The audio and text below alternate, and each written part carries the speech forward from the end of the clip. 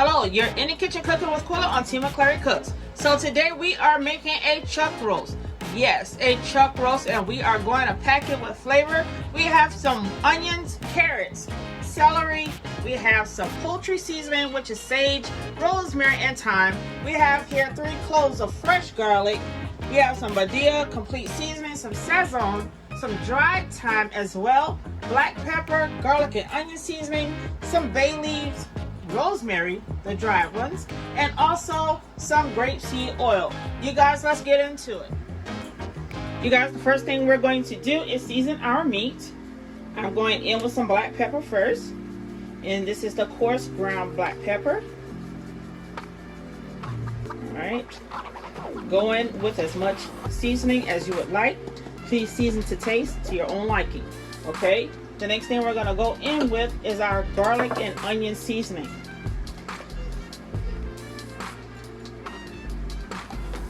Let's get her up there like so. And we are going to season all sides of this chuck roast. After seasoning with the garlic and onion seasoning, we're going to go in with some Badia complete. We're going to make sure we season this baby all over. You guys, don't forget the sides. Pat in your seasoning, please don't rub. You'll rub it off, and then you'll be left with pieces of bland meat. Okay?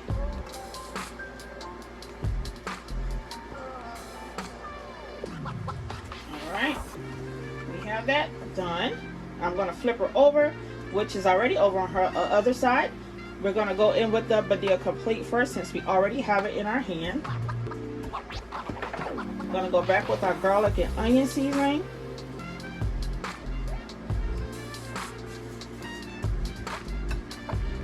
Because I caught myself rubbing it just now. Okay. Then I'm going to go in with the sazon. And you guys, I have to add sazon to the other side as well.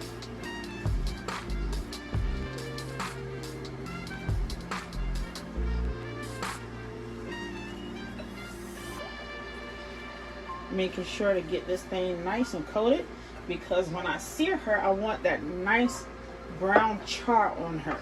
Okay, let's add in some black pepper.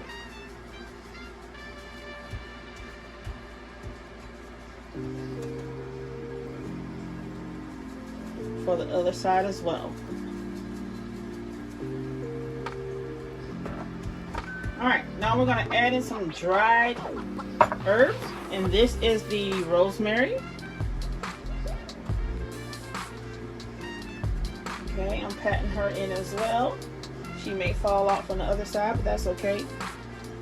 We can always put her in the pot that we're going to sear her with. Alright, some dried thyme.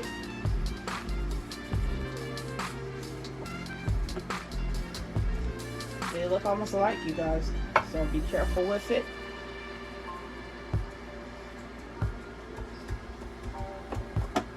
Alright, so what we're going to do now is put some grapeseed oil down into our oblong Dutch oven. Let's bring you guys over.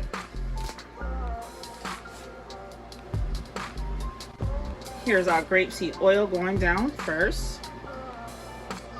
You want just enough oil in there to sear her and brown her on both sides. Okay?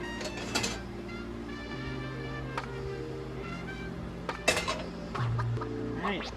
Let's bump that heat up to medium heat.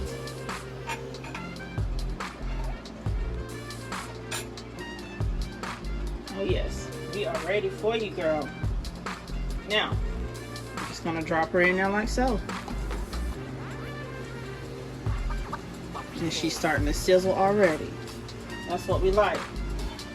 Now you can take all the seasoning that you have on your plate, and you can dump that in there as well. Alright. After we sear her on both sides, then we're going to start to add in our fresh veggies as well as our fresh herbs. It has been about 5 minutes since I put her in the Dutch oven. Let's flip her over and let's see how she looks, you guys. Exactly like we want her. Got that nice sear on that side. We're going to do the same to the other one.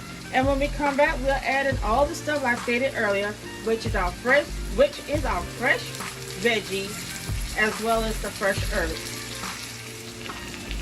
You guys, here's a sneak peek of the other side before we actually add in all of our ingredients. So you know it's searing very well. Alright.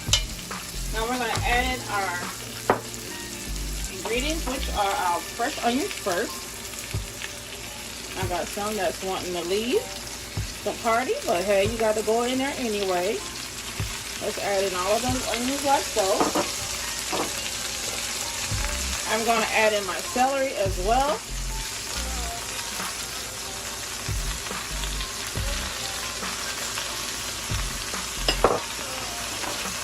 And our carrots. I have plenty of those because I like carrots.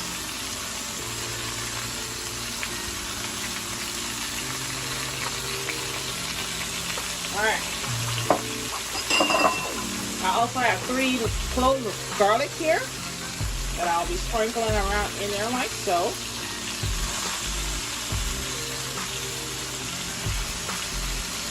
Alright. The last thing I'm going to add in, which I forgot to mention in the first part of the video, is our red potatoes. Okay. I am going to put those in there last because they'll get mushy. You don't want mashed potatoes inside of your pot roast. Okay. The last thing I'm going to add in here now is the fresh herbs, which I've chopped. Some fresh sage, fresh thyme, and fresh rosemary. Let's put them in there like so. Alright.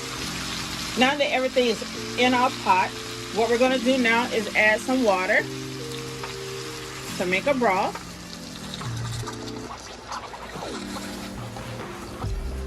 Okay. You're not going to bring it over the veggies, but right there around the top of the meat. That's where I have my water. I'm going to pop her in the oven for 1 hour at 400 degrees in the oven. Okay? It has been 1 hour and 10 minutes, and this is how she's looking so far.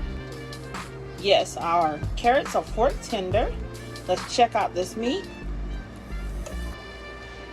She still has some more cooking to do. Yes, she does. It's still a little tough to me. So what we're going to do now is add in our white potatoes. Well, red potatoes, because they are the red skin potatoes. Alright, we're going to add them in there like so.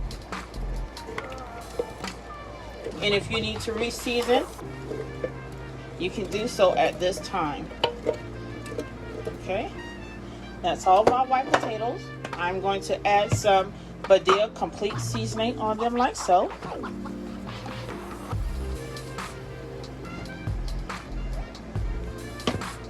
After the Veggies whites complete seasoning, some black pepper.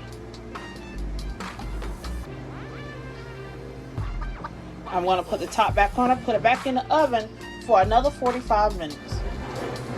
You guys, we are back. What we're about to do now is make a slurry. I have here a cup of water. Okay, that's my cup of water. And to my cup of water, I am going to be adding in 2 house tablespoons of cornstarch. You guys, you can make your gravy as thick as you want to. Please use it and taste to your own liking. Alright, we're going to make sure that we have no clumps and that everything can be real smooth in the cup. It should look like milk. Okay?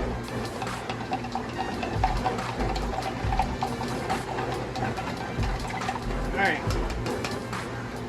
So with that stirred in, we're going to go ahead and pour her in there. Alright. That's going to make our gravy, you guys.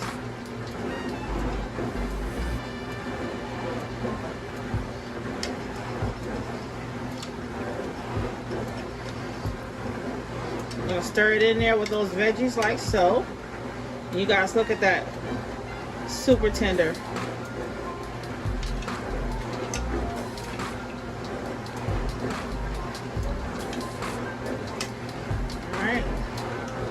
Let's try not to stir all of our veggies to one side.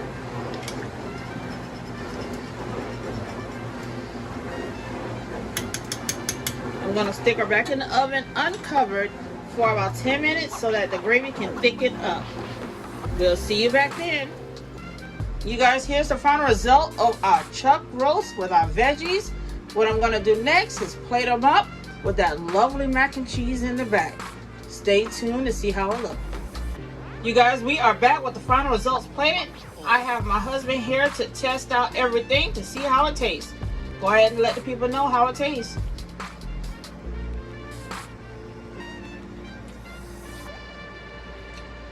It is cheesy and it's good.